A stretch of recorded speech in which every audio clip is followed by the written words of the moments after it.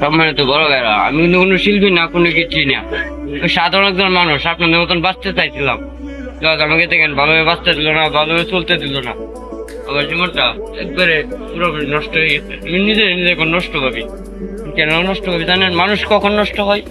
যখন মনে করেন তার আপন কিছু হারিয়ে ফেলে, তখন তার মনে আঘাত পায়, তখন তার জীবনটাকে নষ্ট করে ফেলে। কিন্তু কখন আঘাত পায়? যখন মনে করো নিজের বুকে বেশি বিশ্বাস করে, যখন মানুষকে বেশি আপন ভাবে, যখন সেই আপন মানুষ যখন তাকে আঘাত দেয়, বেশি কষ্ট দেয়, তখন মানুষ নষ্ট হয়ে যায়, তখন মানুষ পাগল হয়ে যায়। কিন্তু মানুষ একবার ভাবে না যে মানুষকে মানুষে কতটুকু ভালোবাসে। কিন্তু এই মতো মানুষ আছে, মানুষকে মানুষে ভালোবাসে না। কারণ আমাদের মতো মানুষেরা তাই কি জানেন, যে মানুষকে ভালোবাসতে শিখবো, মানুষরা ভালো বলবে, আল্লাহ ভালো বলবে। কিন্তু আসলে কি জানেন, আমাদের ভাগ্যই খারাপ।